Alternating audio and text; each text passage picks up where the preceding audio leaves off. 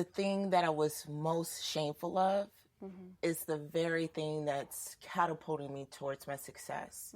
Like you were mentioning earlier, Paula, about faith and performance, moving forward. Is it a facade? We think that we have to have this itemized list that God wants us to do in order to obtain this blessing or do it the right way. Yeah. And I quickly found out that wasn't it. So during high school, being raised by both of my parents, I had a 3.8 GPA, 2 basketball scholarships, on my way to college in pursuit of the American dream. Yeah. I had some really strict parents, but they made it their best job to try to put me on the right path. And I just felt empty. I felt really empty, and I just had this idea of I needed more money in order to pay for the remainder of my college after the scholarships were gone and everything else. And 2 weeks after I graduated from high school, I was incarcerated for 11 counts of armed robbery and 5 counts of aggravated assault. Wow. So that wasn't the basketball scholarship route to No, success. it wasn't. And, you know, facing 135 years in prison. That was the maximum of what you could have been given. Was wow. Just for being the driver of the car accessory. Wow. And everything that I worked hard on this itemized list just went away just like that. And I spent 4 years in prison, and it was a real humbling experience. It was very scary too as well. I'm sure. Yeah. You know, people in there with life sentences and have nothing to lose. Yeah. But this time around, I got a chance to experience God for myself and not on my mom's prayers or what I saw in church. You know, I couldn't depend on mommy and daddy. Like literally in there, I was depending on God every single day. So I kind of relate my story to Shadrach, Meshach, and Abednego because when people initially see me, they're like, oh, no, not you, right? And so it's just a real comforting feeling that even in the midst of that shame or even in the midst of the most darkest place, that God never leaves you nor forsakes you. He still keeps you. She's in the fire with you. Do you see that? Yeah, absolutely. At first I didn't. At first I'm like, okay, where are you? I need you right now. Yes. But of course, you know, I definitely saw that once my experience. And so, you know, coming out from that, I thought, oh, I need to get my life back together, second chance, what I saw on TV, thinking that, hey, look, you know, that's behind me now. And I found out that that wasn't my experience. It was even more tougher. Oh, yeah, afterwards. Yeah.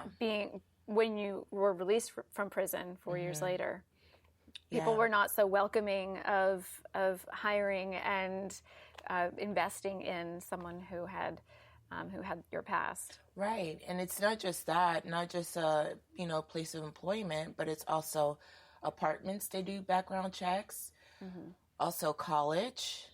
Also cosmetology. There's so many jobs that we really don't notice that require a license. Right. And a state license, and they do background checks. So I always tell people, like, have you ever been just tired of being tired?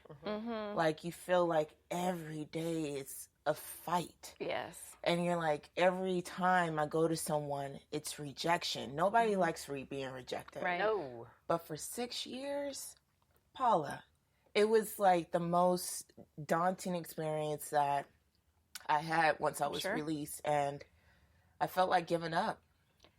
But God didn't give up on you. No, he didn't. And he answers as soon as you call him. So what happened in your story that turned everything? It was weird. It was unexpected, but I was just tired and I just gave up. I said, Lord, I'm done. You know how we tell people don't give up too soon, keep going. Right. No, I can't tell nobody that because I did it. And so I place a lot of value in meeting strangers because of what Justacia did for me at this day at the nail salon. I had suicidal plans. And my mom came downstairs and asked me if I wanted to get my feet done and, you know, get a pedicure. And so I said, yeah, sure. You know, why not? This will be the last experience we'll have with each other. And I felt really, really ugly inside. I was just done. It was like there was nothing else. I don't see anything else. And the stranger, she just looked at me just like you guys are looking at me and saying, hi, you're beautiful. You know, let's go have some coffee tomorrow. So what she didn't know was that ruined my suicidal plans that evening. Well, yeah, you couldn't have coffee if you were right. And I you had to hang around for the coffee. Somebody to talk to, really, you know, to understand. And I had a pity party. Yeah. You know, woe is me, you know, my family this, maybe if my mom did this, maybe if my dad did this, maybe if so-and-so did this, you know, instead of accepting responsibility, you know, right then and there. Right. And she was just smiling like, and she took a sip. She took a sip of her coffee. Oh, okay. And I'm crying my eyes out. You guys should have saw me. I swear, I have it all in my head. I'm crying my eyes out. And she's just like, oh, okay. And then she goes in her purse and pulls out a small little jar of mustard seeds. And so she tells me, hold out my hand. And she pours the mustard seeds in my hand, asks me, do I know what these are? Of course I do. I've been raised in church all my life. Faith is a mustard seed, move mountains. You know, God is not listening to my prayer. I didn't come here for you to preach to me. I need a job. Did you not just hear what I just told you I went through, right? Yeah. And so, of course, she says, I said, you know, being mad and upset because she didn't respond the way I wanted her to respond. Right. And the commiseration. Yeah. And so she's supposed to join your pity party. What was wrong with her? I don't understand. And I'm like, this is all the faith I got left. And she said, that's all the faith you need. And she said, you have to open up your mouth and speak to your mountains. Sometimes your problems stack up so high, they become your mountains. And she says, what you've been doing is you just been internalizing it and not speaking at it, you know, not using the power that God has given you. He said, if you ask, you shall receive. You can tell this mountain to move from here and there. And that's when I had affirmations. And I said, you know what, if I messed up my life, I'm going to write my story, take the thing that I'm shameful of, so no other teen has to experience what I've experienced. The reason why people go through what they go through is not for themselves. It's 3 reasons: to prevent someone from experiencing that same exact pain. So I can tell you, don't do this, don't do this, don't do that. Right. You know, or encourage from somebody. my example. You know, Yes. you know, or encourage somebody who's in it. And then show people that nothing is impossible. And now I have government contracts. Now I tour the United States with my authors and just give that same love, like you were saying, that it has to be poured. You have to receive it in order to give it out. Right. And just give that same love, that same kindness, that same belief that I believe in you, even when you don't believe in yourself, to all the authors that I serve. That's amazing. And what is the name of your book? Oh, it's Inmate 1142980, the Desiree Lee story. So that's your number from when you were in jail. Yeah, and it's following me for the rest of my life. But so you might as well put it out there and put it on the cover of a book. I mean, seriously. Right. No one can blackmail with you with that anymore. I might as well. Public information. Well, I'll tell people you were in jail. Wait a second. Sorry. It's on the cover of a book. From the beginning to the end. Okay. All right. Yeah. Enemy doesn't have any more power there. No, and it's powerful now, because now I'm not speaking from a place of pain, but a place of power. And I think, you know, it's not woe is me. It's saying, yeah, this was my experience. This is what I did to try to just make it through it. Yeah. But this is what I'm doing with that. Right. Which is huge, because in our discussions about the low places we go to, that's so different for each of us. And for you, where jail was a place you were able to trust God, you were struggling way more with the consequences of jail in trusting God. Right. But God met you right there. It doesn't matter where we are in that broken place. He'll meet us right there, wherever that is.